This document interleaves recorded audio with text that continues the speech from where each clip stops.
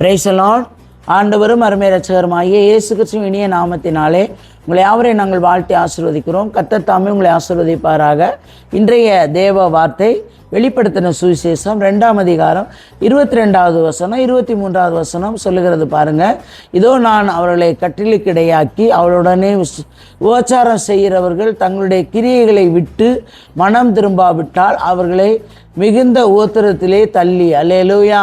நேற்றைய தினத்தில் கூட பார்த்தோம், உபச்சாரத்திற்கு விலகணும், விக்கிரக ஆராதனைக்கு விக்கிரகத்துக்கு படைக்கப்பட்டவைகளை ஒன்றையும் நாம் என்ன பண்ணக்கூடாது, மனம் திரும்ப வேண்டும், இதிலிருந்து விடுதலை பெற வேண்டும் என்று. இன்னைக்கு பாருங்கள், இதோ நான் அவர்களை பாருங்கள் எப்படிப்பட்டவர்களை கட்டிலுக்கிடையாக்கி அவளுடனே, நல்லா கவனிங்க, விசாரம் செய்கிறவர்கள் தங்களுடைய கிரியைகளை விட்டு மனம் திரும்பாவிட்டால் அவர்களையும் நான் மிகுந்த உபத்திரத்திலே தள்ளிவிடுவேன். தள்ளி இப்போ நல்லா கவனிங்க. 23 அவளுடைய பிள்ளைகளையும், அவங்கள மட்டும் இல்லையா, அவருடைய பிள்ளைகளையும் கொல்லுவேன். அல்லேலூயா.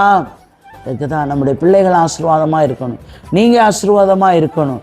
இப்போ இருக்கணும்னா வேதத்தின் பிரகாரம் வாழணுங்க, வேதத்தின் பிரகாரம் கற்றுக்கொள்ள வேண்டும், வேதத்தை கடைபிடிக்க வேண்டும், பரிசுத்தத்தை பாதுகாத்து கொள்ளணும், உண்மையாக இருக்க வேண்டும். அல்லேலூயா. கணவன் மனைவிக்கு உண்மையாக இருக்கணும், மனைவி கணவனுக்கு உண்மையாக இருக்கணும், பிள்ளைகள் பெற்றோர்களுக்கு உண்மையாக இருக்கணும். அல்லேலூயா. ஆக மொத்த கர்த்தருக்கு உண்மையாக இருக்கணும். அல்லேலூயா. பாருங்கள், அவருடைய பிள்ளைகளை கொல்லுவேன், அப்பொழுது நான் உள்ளந்தரியங்களையும் இருதயங்களையும் ஆராய்ந்தவர் என்று எல்லா சபைகளும் அறிந்து கொள்ளும். அன்றியும் உங்களில் ஒவ்வொருவனுக்கு உங்கள் கிரியைகளின்படியே பலன் அளிப்பேன். அல்லேலூயா. அப்படி நல்லா கரெக்டாக ஆண்டவர் சொல்லிட்டார் பாருங்கள். உங்களுடைய கிரியைகளுக்கு தக்க பலனை கண்டிப்பாக நீங்கள் அனுபவிக்க வேண்டும். கிரியைகளுக்கு தக்க பலனை கண்டிப்பாக நீங்கள் என்ன செய்யணும், நீங்கள் அனுபவிச்சு தான் தீர வேண்டும் என்று வேதம் சொல்கிறது. அதுக்காக உண்மையை காத்துக்கொள்ளுங்கள், பரிசுத்தத்தை காத்துக்கொள்ளுங்கள். உண்மையை உத்தமமாக ஊழியத்தில் சபைக்குள்ள எது உண்மையோ அதை மட்டும் பேச கற்றுக்கொள்ளுங்கள். கர்த்தர் உங்களை கொண்டு பெரிய காரியத்தை செய்வாராங்க.